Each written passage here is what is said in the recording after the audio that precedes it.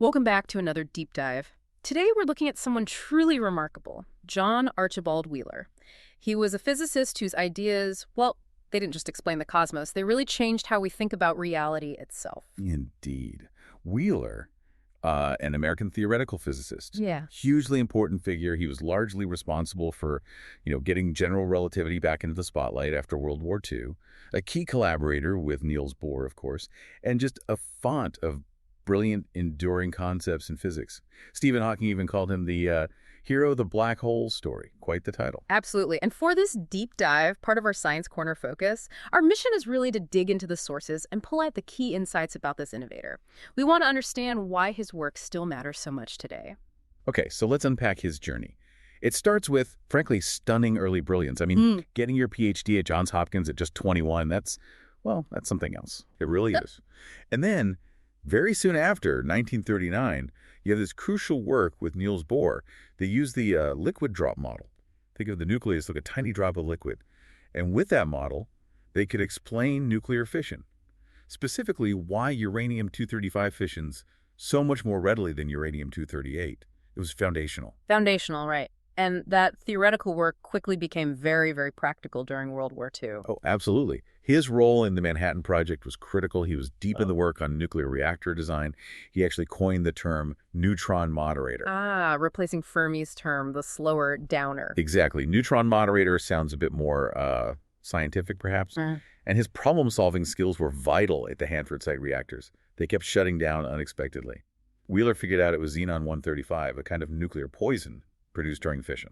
And there was a personal element driving him too, wasn't there? Something about his brother. Yes, his brother Joe was fighting in Italy. Wheeler felt a real urgency, a personal stake in contributing to the war effort through his scientific work. It adds another layer, doesn't it? It certainly does. That personal connection driving that level of scientific achievement.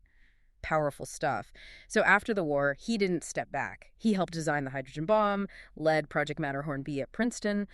But beyond these huge projects, his mind was just constantly generating new ideas, new language even. This is where it gets really fascinating, I think. He had an incredible knack for coining terms that stuck, that captured complex ideas. He didn't invent the idea of black holes, but he popularized the term black hole in 1967. Made it accessible. And others too. Oh, yes.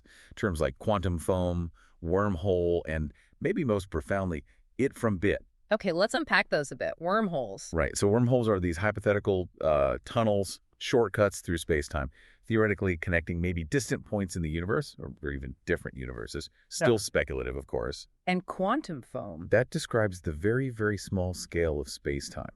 The idea is that down there, it's not smooth. It's chaotic, turbulent, like a foam bubbling with quantum fluctuations.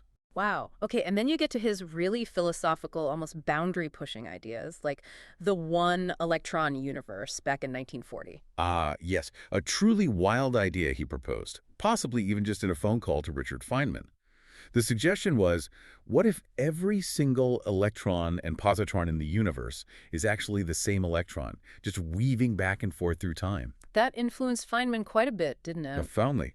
It played a role in Feynman's thinking about path integrals and antiparticles as particles moving backward in time. And later came it from bit. It from bit. This is maybe his most philosophical legacy. The core idea is that everything physical, every particle, every force field, it derives its existence from information theoretic foundations. Fundamentally, from answers to yes or no questions, like bits in computing. So information isn't just describing reality, it is reality. In a sense, yes. He connected this to what he called the participatory anthropic principle, the idea that the universe in some way requires observers, participators, to come into being. Our observations might collapse possibilities into definite realities. That raises some huge questions, doesn't it? About consciousness, about the role of the observer. Absolutely. What if, as Wheeler speculated, consciousness isn't just a product of the universe, but somehow instrumental in bringing it into existence? It's a mind-bending thought. How were these more philosophical ideas received at the time? Were they taken seriously? Well, they certainly sparked debate. Some physicists found them perhaps too speculative, too far from testable predictions, but others saw the power in asking such fundamental questions. Wheeler wasn't afraid to push boundaries, and you can't talk about his legacy without mentioning his teaching. He was an incredible mentor. Right. He supervised something like 46 PhD students at Princeton. That's right. including huge names like Richard Feynman, Kip Thorne, Mm. future Nobel laureates. He didn't just have ideas, he nurtured generations of physicists to explore them. His curiosity was infectious. So John Archibald Wheeler's impact, it just spans this incredible range, from the nucleus right out to the very fabric of reality. His curiosity and that amazing ability to coin terms that just clicked really helped define entire fields of physics. He kept coming back to the biggest, most fundamental questions. And maybe for a final thought, something for you listening to consider. Wheeler once wrote, "We are participators in bringing into being not only the near and here, but the far away and long ago." What if that's true? What if your questions, your observations are actively shaping the universe, not just now, but even its past? Something to mull over.